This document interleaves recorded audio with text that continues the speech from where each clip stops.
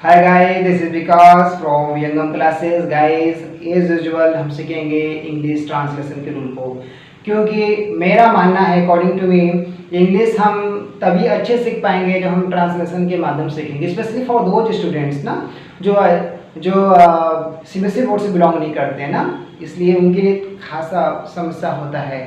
तो ट्रांसलेशन के एक ही रूल के द्वारा हम अच्छी इंग्लिश सीख सकते हैं, वो भी बिना किसी माहौल के ना। तो घबराने की बात नहीं, वीडियो पर बने रहेंगे। तो देखिए, स्टार्ट करता है आज का टॉपिक। तो आज हम पढ़ेंगे ऐसा ऐसा लगता है, यदि हिंदी में हमेशा बोलते रहते हैं ऐसा लगता है कि वह नहीं आ रहा है, ऐसा लगता है कि उसने यह काम किया है, ऐसा लगता है कि तुम मुझसे पढ़ाओगे, ऐसा लगता है कि वह आज यह काम करेगा। ऐसे सेंटेंस होते हैं, तो उसको आज हम सॉल्व करेंगे अच्छे तरीके से। तो एक सेंटेंस को लेते हैं, जैसे लिखते हैं ऐसा लगता है कि,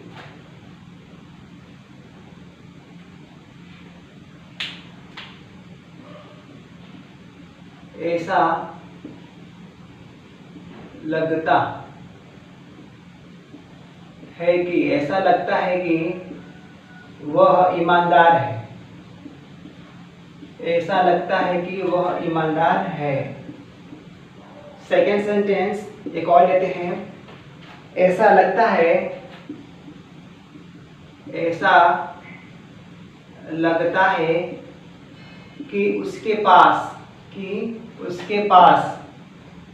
बहुत पैसे हैं, उसके पास बहुत पैसे हैं। देखिए, दो सेंटेंस आपके सामने जिसे आपको सॉल्व करना है। तो कैसे सॉल्व करेंगे, ध्यान रखिएगा इस बात का। अब इसमें एक रूल हम लोग पढ़ेंगे। ऐसा लगता है, देखिए की जुड़ा है ना, की क्या कर रहा है, दो उपवाक्यों को जोड़ रहा है। ऐसा लगता है कि वह ईमानदार है। यदि वह ईमानदार है की बात करें तो ये प्रिंसिपल क्लॉज, ये मेन सेंटेंस है, किसी पर आश्रित नहीं है। यदि इसकी बात करें ऐसा लगता है तो ये सबऑर्डिनेट क्लॉज है, आश्रित उपवाक्य, मतलब ये क्लेरिफाई नहीं करता है ना।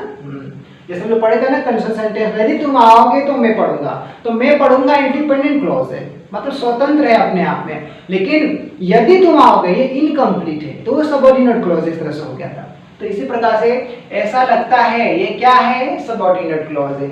वह ईमानदार है, क्या हो गया, ये इंडिपेंडेंट क्लॉज है। ओके, तो इस बात का ध्यान रखेंगे कि ऐसा लगता है मतलब की के पहले का सब्जेक्ट, की के बाद का सब्जेक्ट, देखिए मैच कर रहा है।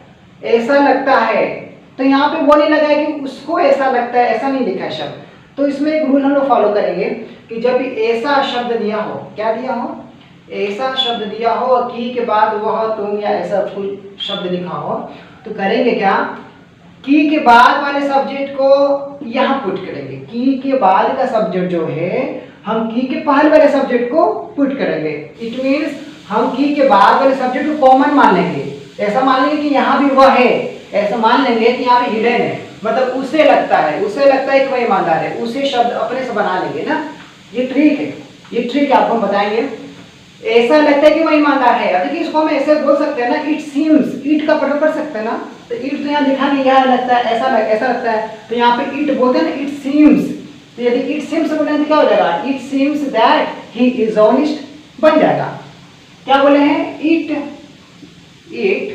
सीम्स दैट वो ईमानदार है, तो बोलेंगे he is honest. It seems that he is honest, ये ईमानदार है, एकदम सही है।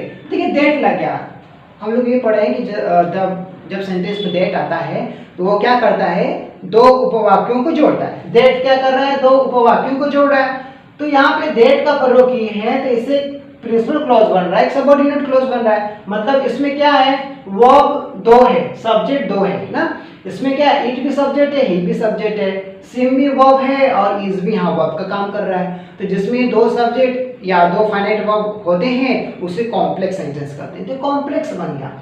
यदि इसी से हमको रिलेटेड सिंपल सेंटेंस बनाना हो, क्या बनाना हो, सिंपल सेंटेंस, तो कैसे बनाएंगे, क्योंकि सिंपल सेंटेंस का क्या रूल कहता है, रूल ये कहता है कि इसमें एक सब्जेक्ट होते हैं, एक फाइनाइट वर्ब होते हैं ना। तो फाइनाइट वर्ब क्या होते हैं, ऐसे वर्ब होते हैं जो अपने रूप को बदलते रहते हैं। जैसे बोलेंगे ही लाइक्स, वो पसंद करता है, टीचिंग। जैसे बोले ही लाइक्स टीचिंग, उसे पढ़ाना बड़ा पसंद है, उसे अच्छा लगता है पढ़ाना। यदि बोलेंगे ही लाइक्ड टीचिंग, पास्ट में गया तो लाइक से लाइक्ड हो गया। ऐसी प्रकार मतलब इस तरह से कुछ ऐसे वर्ड्स होते हैं, सेंटेंस होते हैं जो अपने वर्ब्स होते हैं जो अपने फॉर्म को चेंज करते रहते हैं। तो जो अपने फॉर्म को चेंज करते रहते हैं सब्जेक्ट के अकॉर्डिंग या टेंस के अकॉर्डिंग, उसे कहेंगे फाइनाइट, और जो नहीं करेंगे उसे कहेंगे नॉन फाइनाइट ना। आई मीन समझ नहीं बात को ना। अब यहाँ पे देखिए ऐसा लगता है कि के बाद का सब्जेक्ट हुआ है, तो वह हम यहाँ भी मान लेंगे अपने से, तो बोलेंगे ही सीम्स। इट सीम्स की जगह पे बोलेंगे ही सीम्स, क्योंकि बात देखिए वही है ही सीम्स। अब डेट हटा देंगे क्योंकि रूल हम लोग पढ़े ना, जब की के पहले का सब्जेक्ट एक होता है, की के बाद का सब्जेक्ट एक होता है, मतलब की के पहले का सब्जेक्ट और की के बाद का सब्जेक्ट एक होता है। तो ऐसे में क्या करते हैं, कंजंक्शन मतलब टू का प्रयोग करते हैं। टू का प्रयोग करने के बाद वर्ब लिखते हैं। इसमें देखिए वर्ब है, वह ईमानदार है, अंतिम शब्द है। अब है के पहले चेक करिए, जिसमें ना लगा सकते हैं और ना लगाने पे साउंड करेक्ट आएगा उसे क्या कहेंगे, उसे वर्ब कहेंगे। तो यहाँ पे ना लगाने पे साउंड आ रहा है, नहीं, ईमानदार ना नाम का कोई भी शब्द नहीं होता है, यहाँ पे वर्ब नहीं है। जो वर्ब सेंटेंस में नहीं होते हैं तो बी या हैव को वर्ब मानते हैं। किसको वर्ब मानते हैं, बी या हैव को वर्ब मानते हैं। तो यहाँ पे वर्ब क्या है, बी मानेंगे। क्यों, क्योंकि एडजेक्टिव आया है, बी के साथ एडजेक्टिव का प्रयोग करते हैं। तो क्या हो जाएगा, he seems to be honest, क्या हो जाएगा, he seems to be honest। ठीक है, अब इसमें आ जाइए, ऐसा लगता है कि उसके पास बहुत पैसे हैं। अब इसमें भी की के पहले सब्जेक्ट, की के बाद का सब्जेक्ट एक मान लेते हैं, अपने से एज्यूम कर लेंगे। मैथ में मानते हैं ना, माना ए बराबर बी, माना इतना, मैथ में करते हैं ना। जस्ट लाइक इंग्लिश, इंग्लिश के ग्रामर में भी करेंगे, यहाँ भी वही चीज है, मानेंगे कि की के पहले का भी सब्जेक्ट उसका लगा है, मतलब उसको ऐसा लगता है कि उसके पास बहुत पैसे हैं, ऐसा मानेंगे। तो की के बाद का सब्जेक्ट उसका हो गया, की के पहले भी उसका हो गया, तो कॉमन हो गया ना। हाँ, क्योंकि इसमें क्लेरिफाई नहीं है, तुम मुझे ऐसा नहीं लगा, इसलिए हम वह मान लेंगे। क्या मान लेंगे, की के पहले का सब्जेक्ट की के बाद का सब्जेक्ट एक है। क्यों ऐसा मान रहे हैं, ऐसा कारण क्या है, हम इसलिए ऐसा मान रहे हैं ताकि हम सिंपल सेंटेंस बना सके। क्योंकि सिंपल सेंटेंस मतलब क्या, एक सब्जेक्ट हमको चाहिए ना, तो ऐसे कंडीशन में हमको ऐसा करना होगा। तो मान लेते हैं, बोलेंगे ही सीम्स, क्या बोलेंगे, ही सीम्स। अब टू का प्रयोग करेंगे क्योंकि रूल पढ़े हैं, जब की के पहले का सब्जेक्ट की के बाद का सब्जेक्ट एक ही होता है, तो ऐसे में टू लगा के वर्ब के फर्स्ट फॉर्म को लिख देते हैं। तो टू के बाद देखिए वर्ब क्या है के पहले पैसे, पैसे वर्ब है नहीं, क्योंकि जिसमें ना लगा सकते हैं वो वर्ब होता है। तो पैसे ना बोल सकते हैं, पैसे ना नहीं बोल सकते, मतलब ये वर्ब नहीं है, पैसा नाउन है। जब नाउन है मतलब वाक्य में वर्ब नहीं है तो हैव को वर्ब मानते हैं। तो टू के बाद हैव लिखेंगे, तो बोलेंगे टू हैव, तो बोलेंगे ही सीम्स टू हैव, क्या है, बहुत पैसा, तो बोलेंगे lot of money, a lot of money. तो इस तरीके से हमारा सिंपल सेंटेंस बन गया। अब चेक करिए, सब्जेक्ट कितना है, एक, फाइनाइट वर्ब कितना है, एक, और कोई वर्ब है नहीं, टू लगा के हैव लग गया, ये क्या बन गया, नॉन फाइनाइट ना। कोई भी कंडीशन हो, टू के बाद हैव लिखेंगे। वर्ल्ड में कहीं भी आप जाएंगे टू के बाद हमेशा हैव ही आएगा, चाहे वो प्रेजेंट टेंस में हो, चाहे इंडेफिनिट हो, चाहे कॉन्टिन्यूअस हो, मतलब आई मीन टू के बाद हमेशा हैव का प्रयोग करेंगे। टू के बाद हम हैज नहीं लगाएंगे, टू के बाद हैज का प्रयोग हम नहीं करेंगे, टू के बाद हम हैड का प्रयोग नहीं करेंगे। ये रूल कहता है इंग्लिश ग्रामर का कि टू के बाद हम हमेशा हैव का प्रयोग करते हैं। और हैव यहाँ क्यों लगाए हैं, हैव हम इसलिए लगाए हैं क्योंकि सेंटेंस में वर्ब नहीं है, बहुत पैसे हैं, पास है का अंग्रेजी हैव होता है, तो टू के बाद हैव लिख दिए। तो ये जो ये रूल है बहुत इंपॉर्टेंट है। अब यदि एक सेंटेंस पुट करेंगे तो बोलेंगे ऐसा लगता है कि वो पढ़ रहा है, ध्यान दीजिएगा बहुत इंपॉर्टेंट है। ऐसा लगता है, ऐसा लगता है कि वह पढ़ रहा है, ऐसा लगता है कि वह पढ़ रहा है।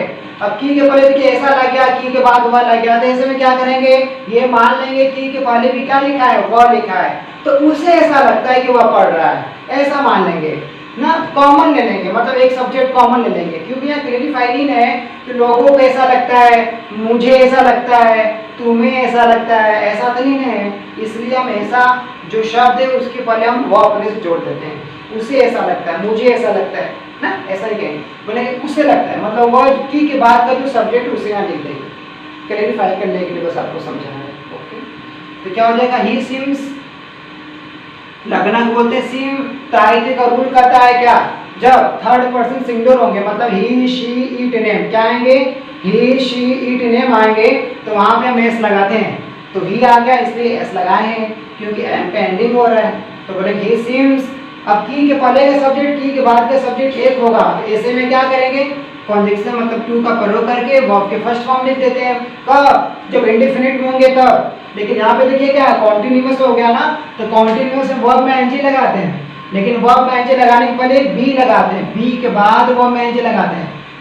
यदि आप उसमें जाएंगे क्या बोलते हैं फ्यूचर कॉन्टिन्यूअस में, तो विल बी के बाद एनजी लगाते हैं ना, तो जो फ्यूचर टेंस में रूल अप्लाई होंगे वही सभी मॉडल्स में भी होंगे। तो यहाँ पे क्या हो जाएगा टू के बाद बी, और बी लगाने के बाद हम लिखेंगे क्या वर्ब में एनजी, तो बोलेंगे टीचिंग, सॉरी यहाँ पे क्या पढ़ है, तो पढ़ मतलब पढ़ाना, पढ़ में ना जोड़ेंगे पढ़ाना, तो ये वर्ब हो जाएगा, तो बोलेंगे स्टडिंग और रीडिंग, स्टडिंग, ही सीम्स टू बी स्टडिंग। देखिए इस तरह से हमारा पूरा कंप्लीट सेंटेंस हो गया। मतलब जब की के बाद क्या हो, जब की के बाद कॉन्टिन्यूअस फॉर्म में हो, तो टू के बाद बी या बी के बाद वर्ब में एनजी लगाते हैं, तो इस तरीके से हमारा पूरा कंप्लीट हो जाता है। अब देखिए आप ये सोचेंगे टू के बाद तो बी तब लगाते हैं जब सेंटेंस में मतलब वर्ब नहीं होते हैं, तो कि बी को तो वर्ब मानते हैं जिसका अर्थ होता है होना, लेकिन यहाँ पे कॉन्टिन्यूअस है ना, तो कॉन्टिन्यूअस का रूल कहता है कि जब भी की के पहले के सब्जेक्ट और की के बाद का सब्जेक्ट एक ही होंगे तो टू लगा के बी लिख देंगे, बी के बाद वर्ब में एनजी लगा देंगे। कब जब कॉन्टिन्यूअस में होंगे तब। तो ये रूल याद रखिएगा, जब कॉन्टिन्यूअस में होंगे तो क्या करेंगे, कॉन्टिन्यूअस में होंगे तो टू लगा के बी लगा के प्लस वर्ब में आईएनजी लगा देंगे। तो इससे क्या बनेगा, सिंपल सेंटेंस बनेगा, एक सब्जेक्ट होगा एक फाइनाइट वर्ब होगा। फाइनाइट वर्ब जो अपने रूप को चेंज करते रहते हैं, पास्ट होता तो सीम्ड भी हो जाता, यदि आई होता तो सीम भी हो जाता, ठीक है। इसी प्रकार से यदि परफेक्ट कॉन्टिन्यूअस में होता तो क्या करते, टू के बाद हैव बीन लगा देते, क्या करते टू के बाद हैव बीन लगा देते और फिर वर्ब में हम आईएनजी लगा देते। ओके, तो नेक्स्ट वीडियो में आपको और इसी रूल को और क्लैरिफाई करूंगा। तो thanks for watching this video.